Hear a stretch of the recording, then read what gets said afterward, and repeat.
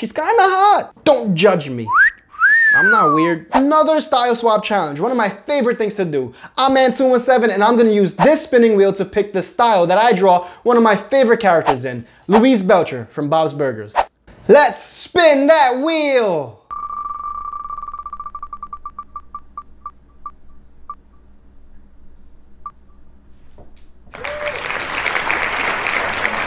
The first style is my favorite style. Thankfully, I got it. I didn't think I was gonna get it this time, but it's the style of Tim Burton. I feel like I do this style in every style swap challenge, and I'm always happy to get it, but I don't want people thinking I fake it. So I almost didn't do it, but then I thought, the wheel have spoken! So while I'm working on this Burton-esque style of Louise Belcher, I want to point out that I have already done a Louise Belcher in this style off camera. I did the whole family.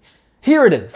I wasn't really happy with the way that it came out. I liked the group shot, but I didn't like the way Louise looked. She looked scary.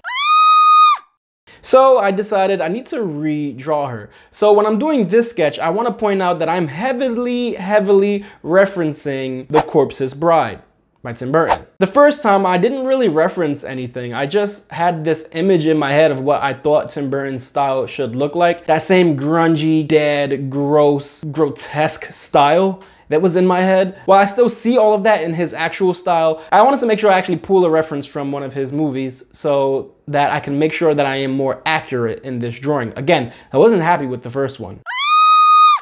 Right away, I noticed that I'm already happy with the way this one is coming out, and I'm still on the sketch. I want to point out that I still have the big eyes like I did in the original, but it's not taking over the entire face.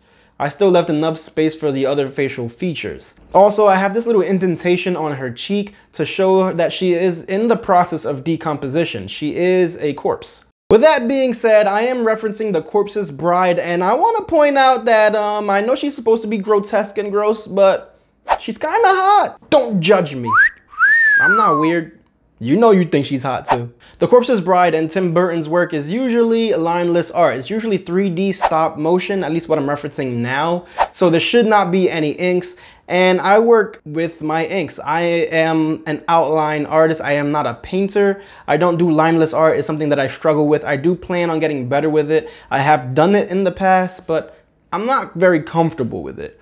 So I did inks for this one, and I'm gonna make them disappear later on in the process. My absolute favorite part of the Burton-esque style, my favorite part of the process, is the coloring. You can pick your regular colors that you would for whatever character it is you are drawing, but you wanna gray them out a little bit. You wanna kind of make them appear a little bit more muted. You want the colors to be more toward the gray in the color picker and more desaturated. This gives it that Burton-esque look. It makes it look more sickly. And honestly, it's desaturated and I still feel like it makes it pop. Same thing with the rendering. When I render, shadows usually tend to be more saturated than the actual color. So you still want to have some saturation in the shadows, but try not to push it too much into the more saturated colors because then you get rid of that muted style. And to make this more disturbing, I added a spider and spider webs. I am disgusted, fascinated, and scared of spiders.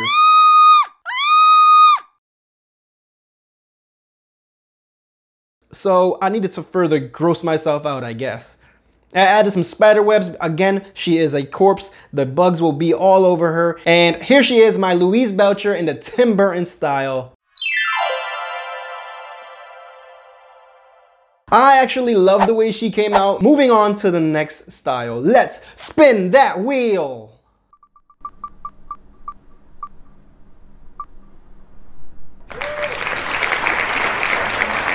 So I wasn't gonna put this style on the wheel.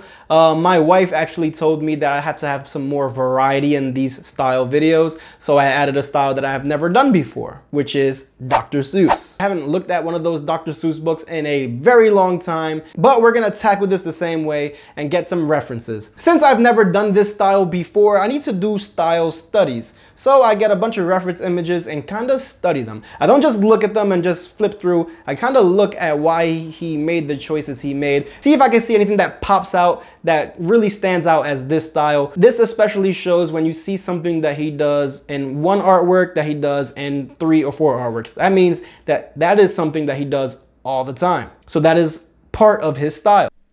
So that you guys don't have to see all my pain and suffering, because this is a new style for me, it took me a while to do the sketch. I want to skip most of that and jump straight into the inks. Also, I forgot to hit record. Sorry. What stood out to me most and what was most fun about this style is his crazy type of cross-hatching. Cross-hatching is a way that you can depict shadow and values by just using black lines. Now, normally when I see cross-hatching in comic books, it's just straight lines that overlap each other in a sometimes neat, sometimes chaotic way. But in his, I noticed that he oftentimes uses different shapes in his cross-hatching. It's not only straight lines, it's also this weird N shape, like a nice zag-zig. Yes, I flipped it. It's a zag-zig. No, like a zigzag, and I felt like that really makes his cross-hatching stand out, so I wanted to make sure I add that to my artwork. Now, I did put it in a separate layer, only because my process for coloring involves the paint bucket, and I can make that layer invisible and drop the colors into my inks. If I kept cross-hatching on top, the paint bucket kind of reacts funny when it sees or senses black lines. It kind of leaves white gaps. I wanted to make sure I avoid leaving those white gaps, so I made it invisible and then dropped the colors, and then I made them reappear. Also, one of the things I want to reiterate when you're doing these style challenges is to study the style. I went as far as studying how Dr. Seuss draws his humans. I went to see how he draws his creatures. I saw how he draws Thing 1 and Thing 2 because I felt like Louise has the personality of Thing 1 and Thing 2. She's kind of mischievous. I felt like they kind of channel Louise Belcher. Also, I looked up how Dr. Seuss draws bunny rabbits. Louise Belcher has those bunny ears, and you need to make sure you have that to capture her character. That is who she is. Without those bunny ears, she's no longer Louise Belcher. So I noticed how Dr. Seuss draws his bunny rabbits, and on the tip of their ears, he has these 2 little hairs sticking out from the top. I wouldn't have noticed that if I was just looking at his art, but instead I was studying it. I was trying to notice how he draws certain things. I definitely think I hit it on the nose when I added those to her ears. And I made a nice reference to the burger of the day. If you watch Bob's Burgers, then you know that they always have a burger of the day, and the burger of the day this time is the green eggs and ham burger.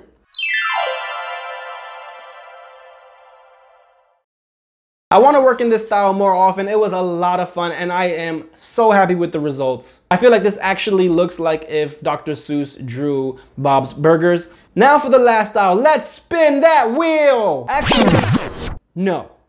I'm gonna draw the next Louise in my own style. I'm not gonna spin the wheel this time. I've been going through some things as an artist that I need to talk to you about. And I know you go through it sometimes too. When you are trying to further your art career, you start to do things that you feel will make you more successful, and you get obsessed with the numbers. And I want you to remember that drawing is supposed to be fun. I do it because I love to draw.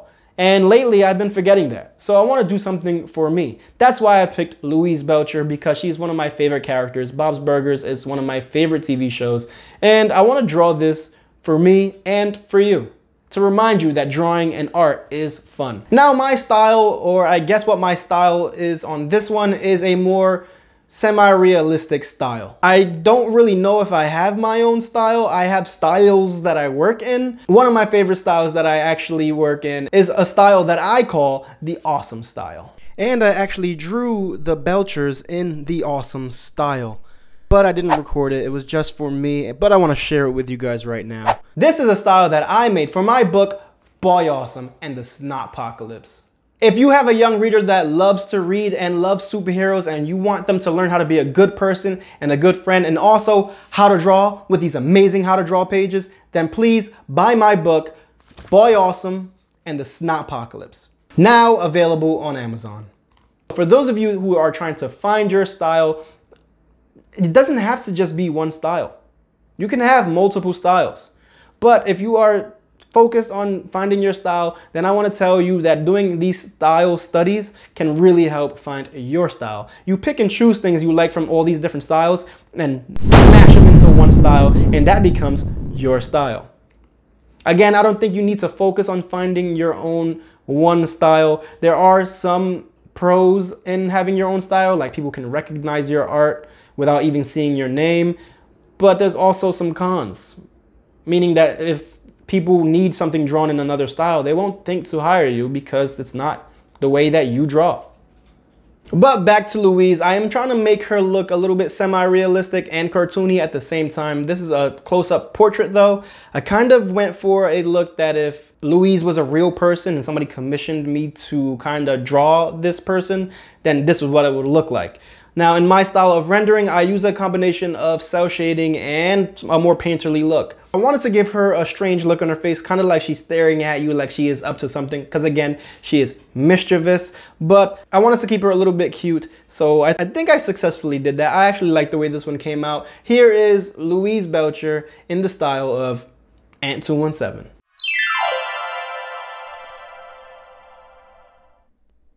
Now look at them all together and let me know which one is your favorite. My favorite, I know what you're thinking, but it's not mine. It's the style of Tim Burton. Let me know in the comments down below which one is your favorite. Hit the bell, hit subscribe, and remember, you're awesome. I think. Thanks for watching.